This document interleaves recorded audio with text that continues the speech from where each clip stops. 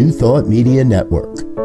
We are a global broadcast network of positive music, media, and entertainment, inspiring humanity's evolution along the journey of enlightenment and creating a world of love, peace, empowerment, and prosperity for all. New Thought Media Network. Positively inspiring.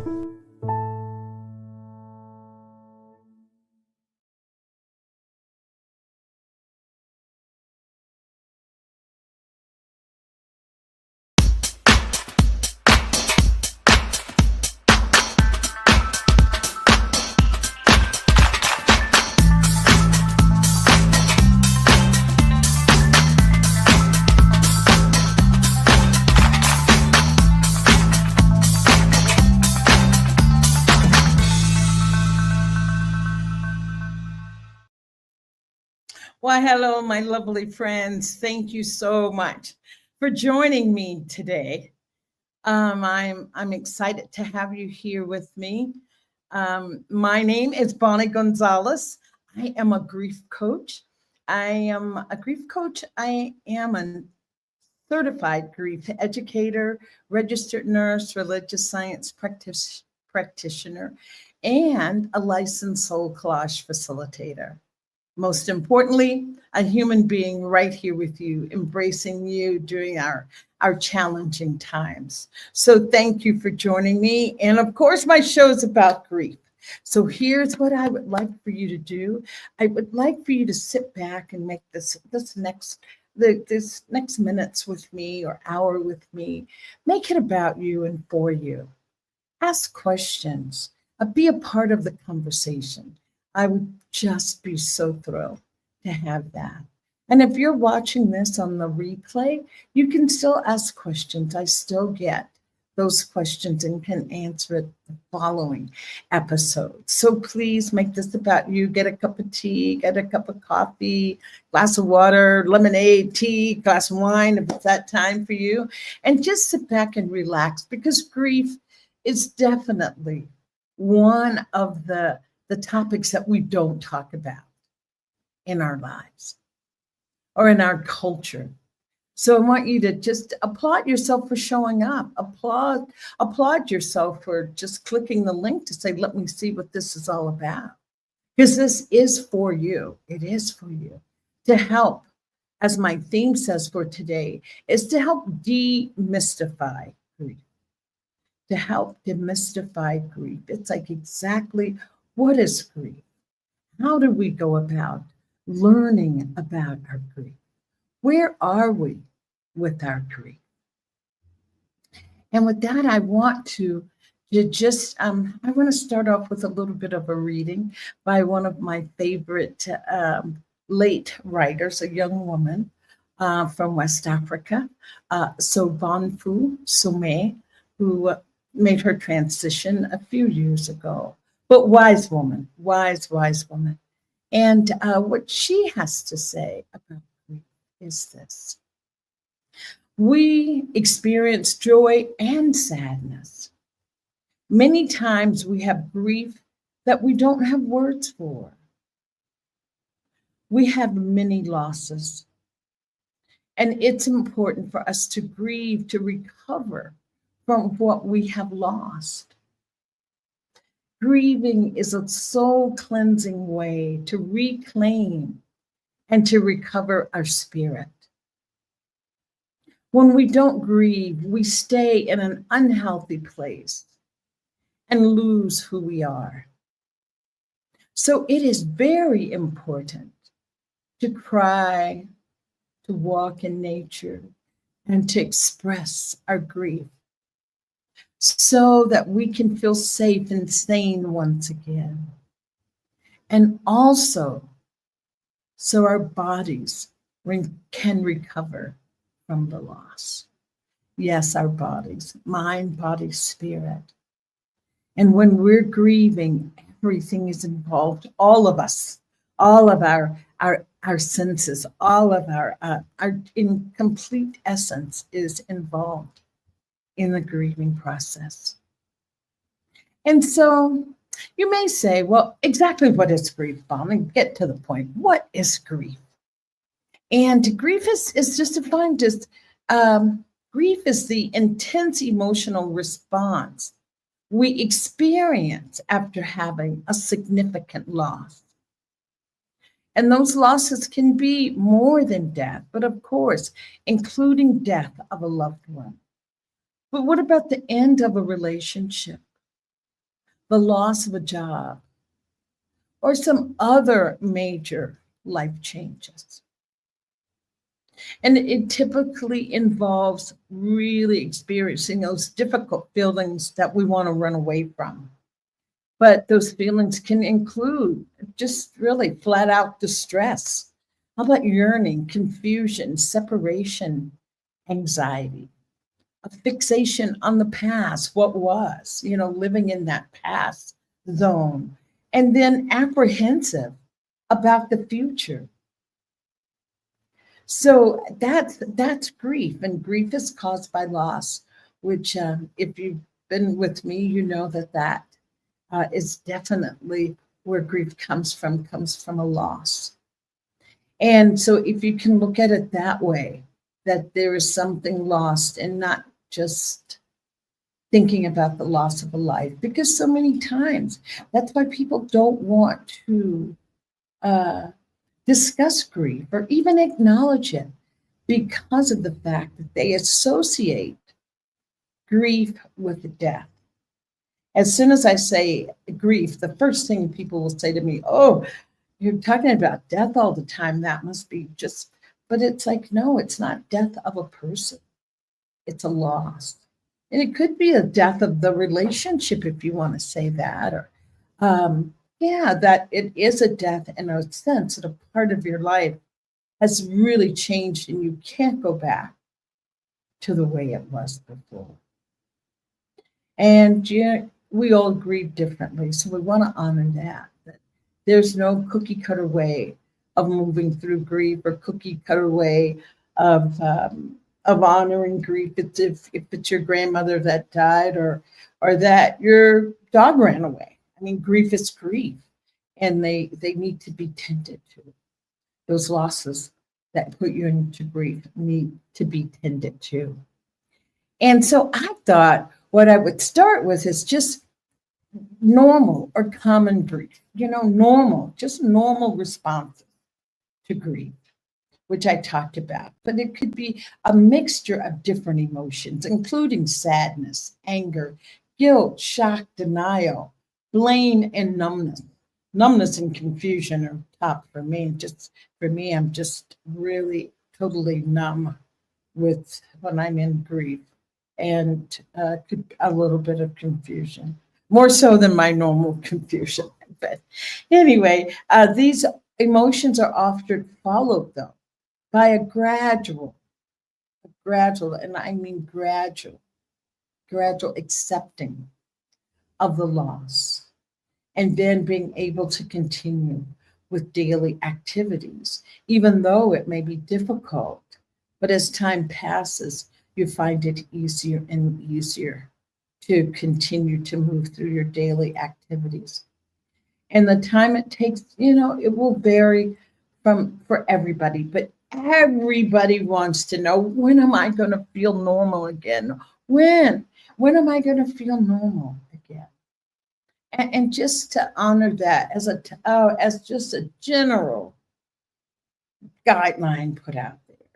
After a year, maybe it won't be so difficult. I'm not saying, a year later you're feeling, clicking your heels and running down the street. None of that.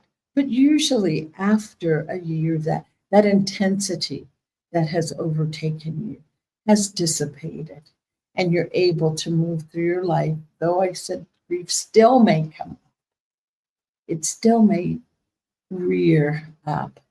That's okay. Now they're advocating for people, if after a year you're still, say, as devastated as you were back in the first weeks of your loss, that is the time that it becomes or called complicated grief or prolonged grief.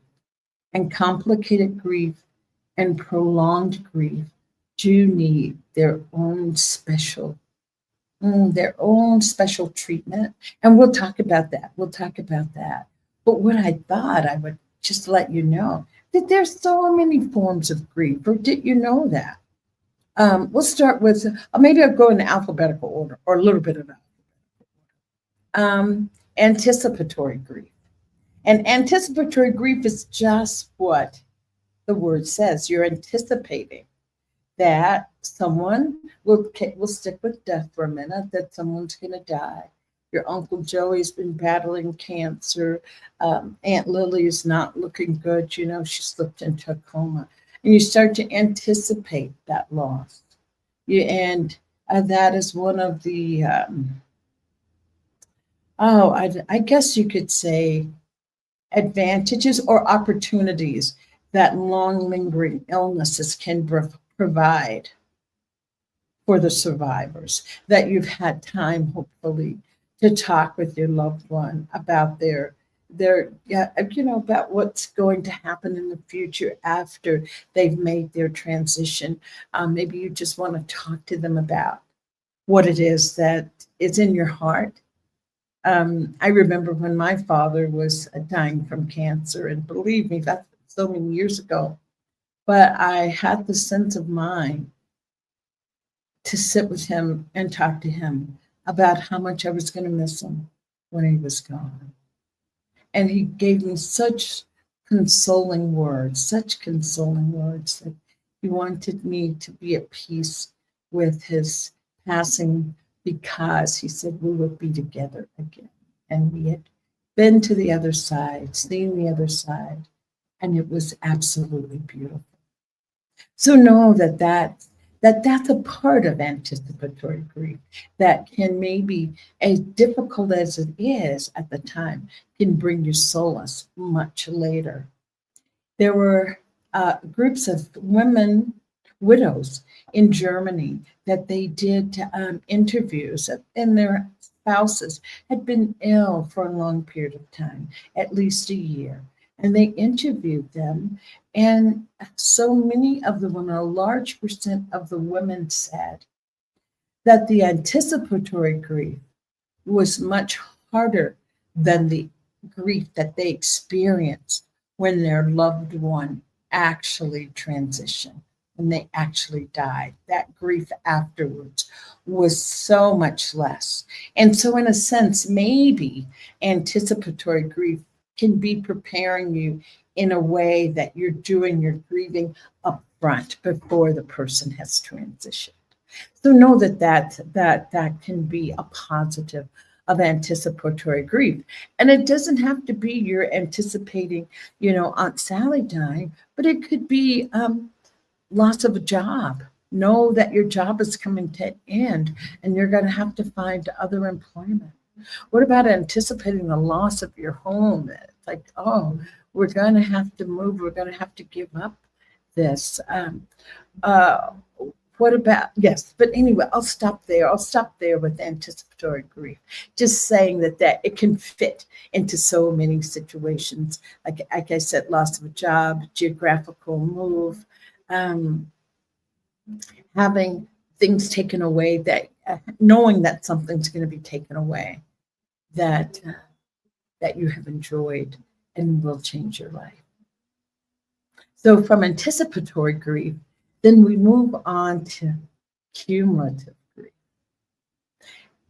And cumulative grief is it's a grief where you experience multiple losses in a short space of time.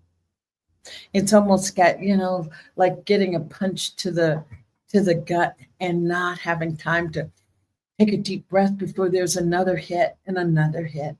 So know that is cumulative grief, and that can be very, very, very debilitating in a way, mentally, for people to have so many losses in a short period of time.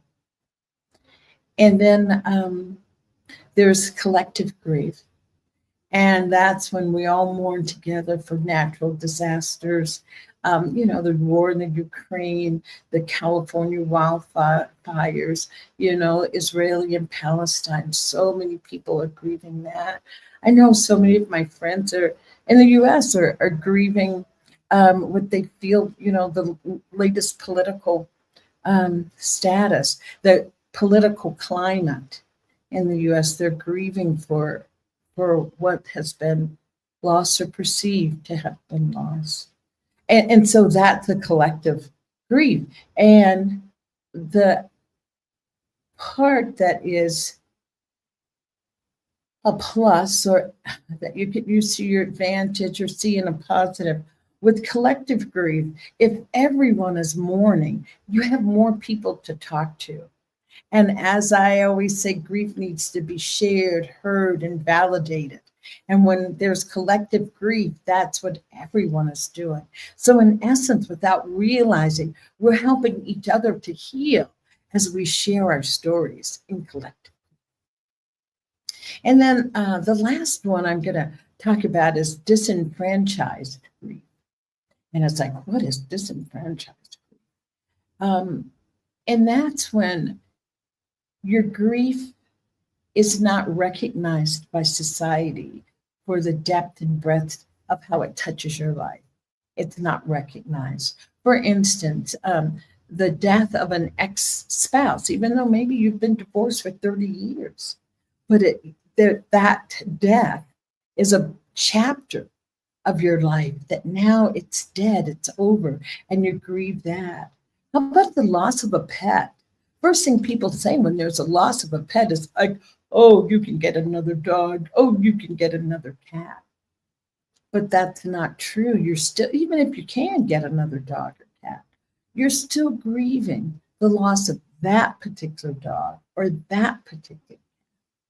Another thing that falls under disenfranchised grief is the loss of mobility, aging, all those things that are happening, all of those I call them silent losses or secret, the losses that they're so subtle and silent that you realize one day, oh, I can't do that anymore. I can't jump over those stairs as quickly, or, oh, I need some help with getting up.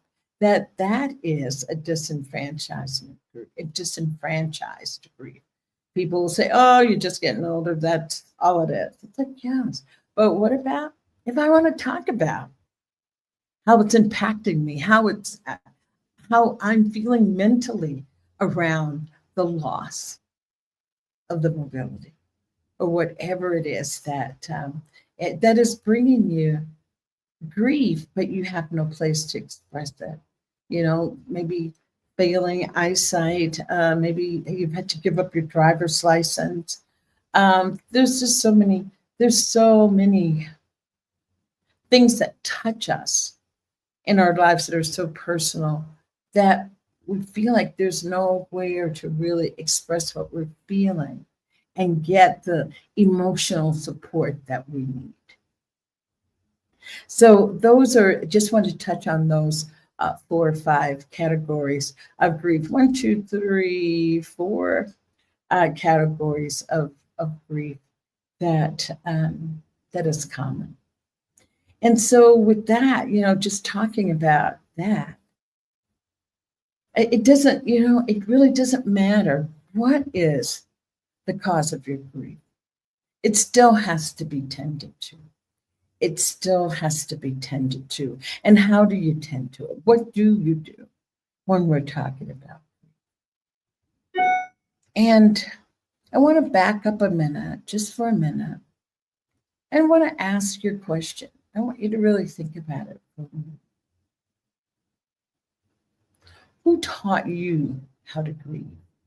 Who taught you how to grieve?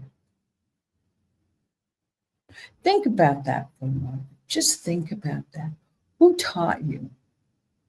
I mean, I don't remember anyone saying, oh, little Bonnie, come here, let me tell you about loss. And, when you lose something, you're going to feel sad. You're going to be heartbroken. No, or the, bigger losses in life, that you will have these emotional responses and feelings. And here's what to do when you have that. And oh, our sweet little children. Are we even teaching our children how to grieve?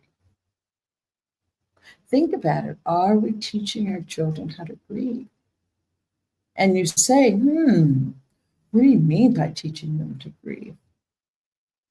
Are you letting them see you grieve when you're in grief?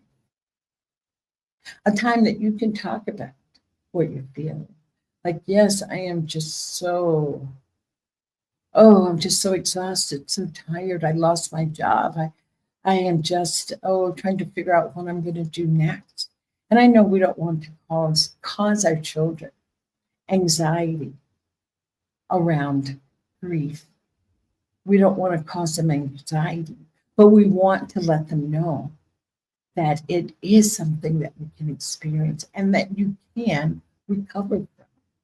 It's the not talking about it that leaves so many unanswered questions and creates such a mystery around it.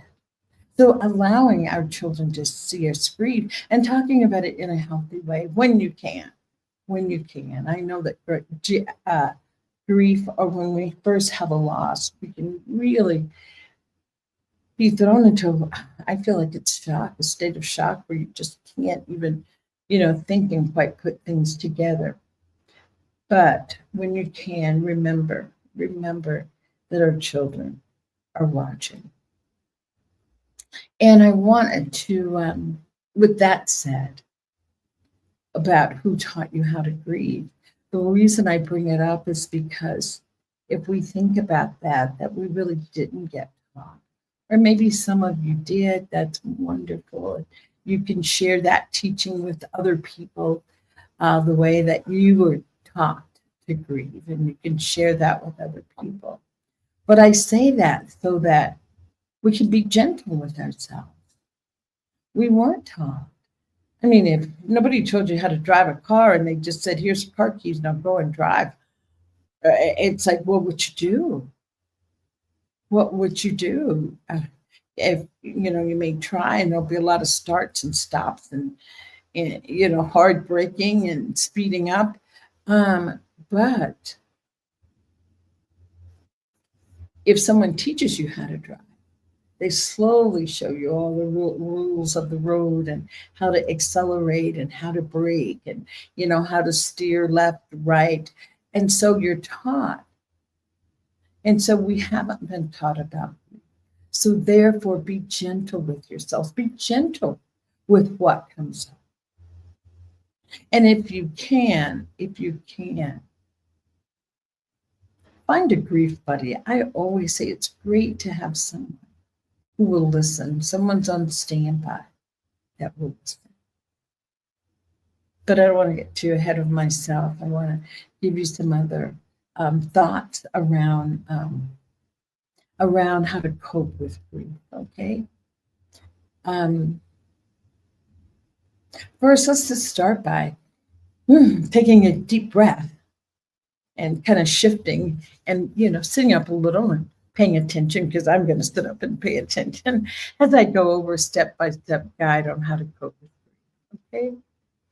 So after loss, it can really feel like grief will never end and that you'll be stuck in the state of sorrow. But as I said earlier on, the time will pass.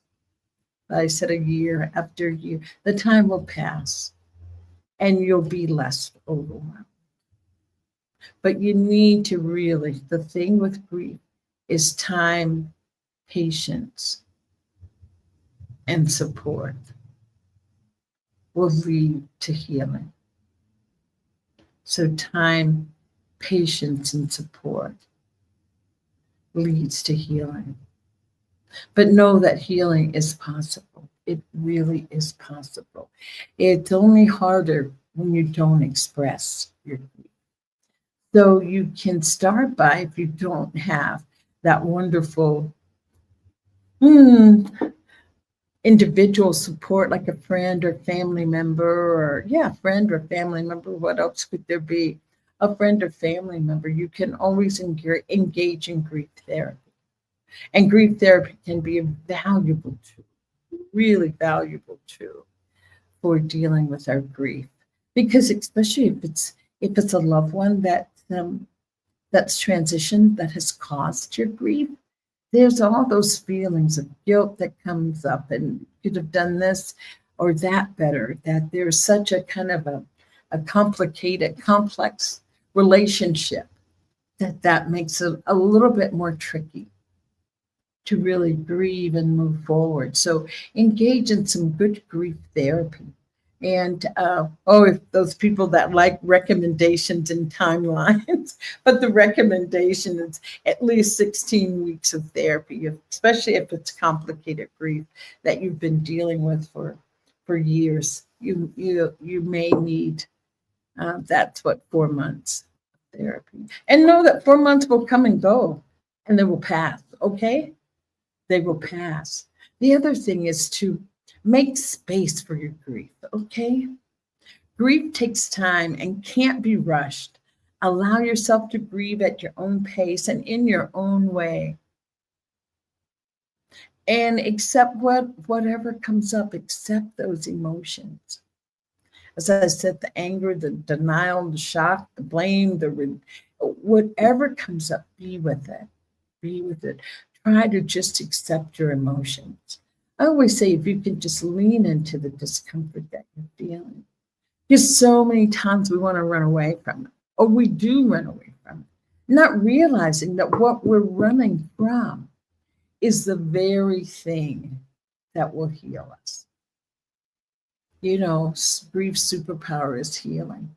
So leaning into what it is that you're feeling. And don't feel that you have to be strong. To be strong for what? Oh, what's strong for what? What does that do? But lead to more grief or prolonged grief, because then you can't be that. I've got to be strong, and you're not feeling it. And therefore, it just makes that grief last even longer.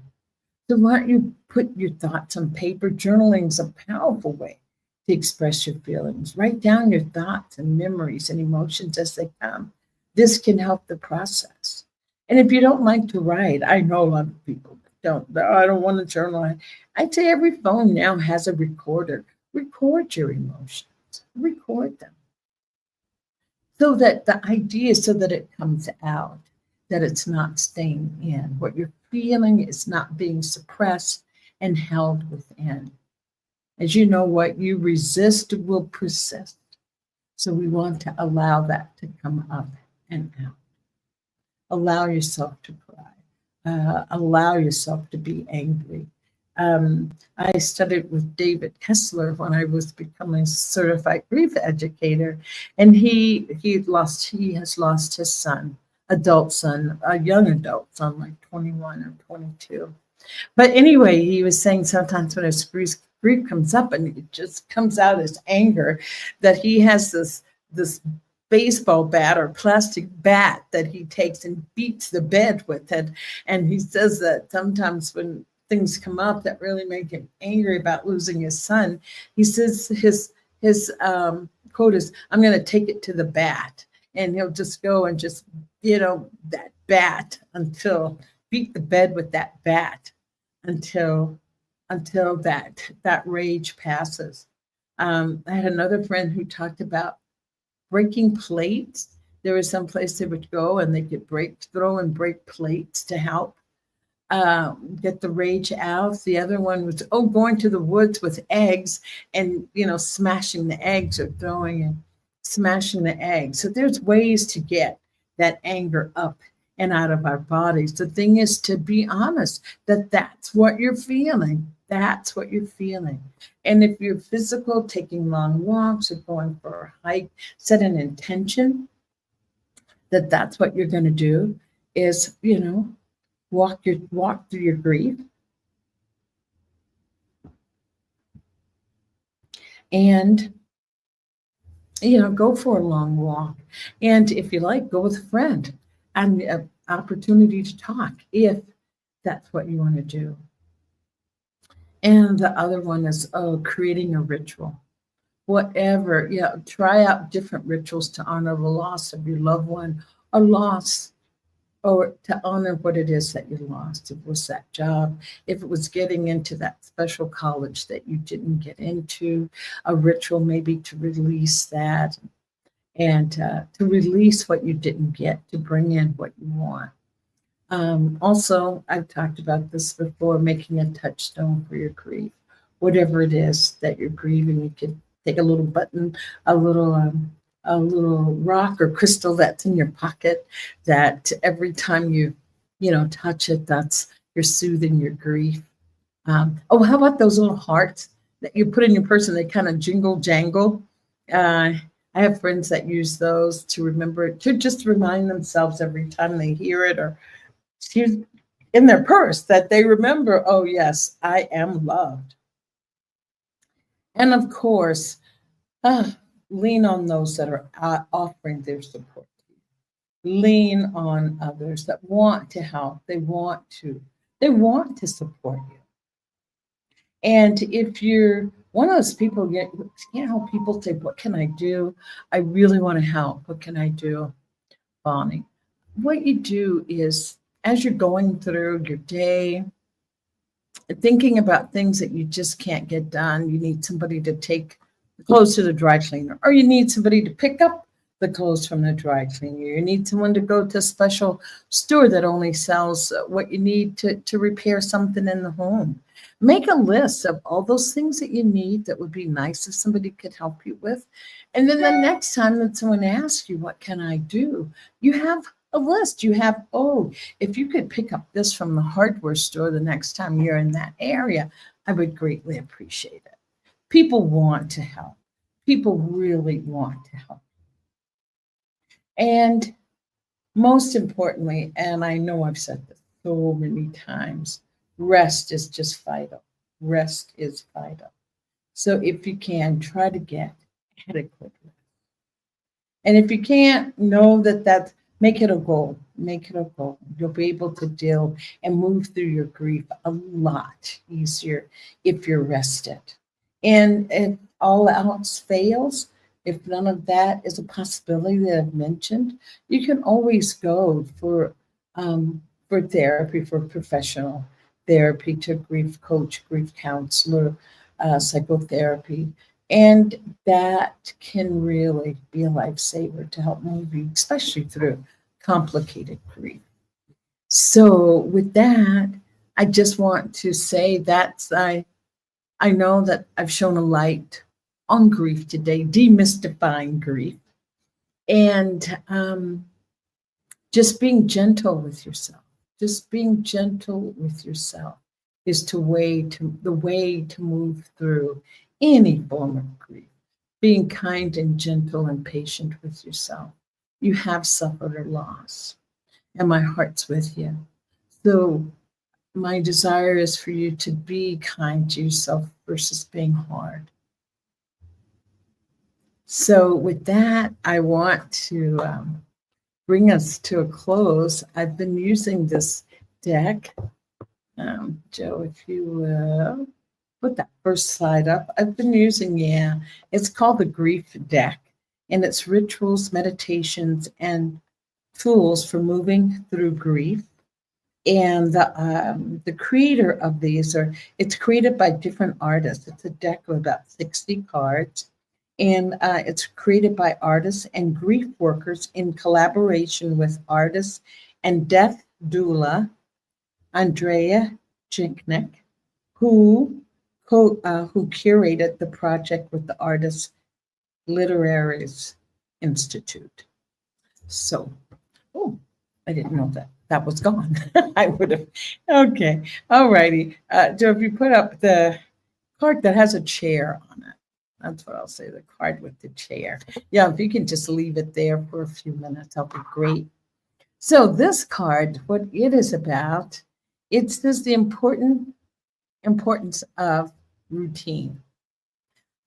Loss interrupts the general flow of our lives. Things are not as they were, and life can feel chaotic. One way of bringing order into the chaos of loss is to establish healthy routines. Choose the time you want to wake up each morning and set the alarm. Incorporate daily activities in an organized fashion. Decide what time you will go to bed each night and ensure that your evening routine is set up to help you succeed. The comfort of routine may bring a sense of peace. Thank you, Jill. So many people feel that life is out of control, and setting up routines can be a way of giving you back that feeling and sense of being in control. All righty, and our last card, Joe. And this one, I just love this. It's straight to the point. The little banner across her face says, "You are still worthy, even if breathing is all you could do today." I'll read it again. "You're still worthy, even if breathing is all you could do today." And the back of this card just says, "Rest. Take a nap without guilt." Take a nap without guilt. I think I said that, getting adequate rest. So thank you. So that's going to conclude our demystifying grief. So I hope I've given you some pointers, or I've given you some new information around grief, or the types of grief, some new information that you can use to start your healing journey, or to assist you along on your healing journey.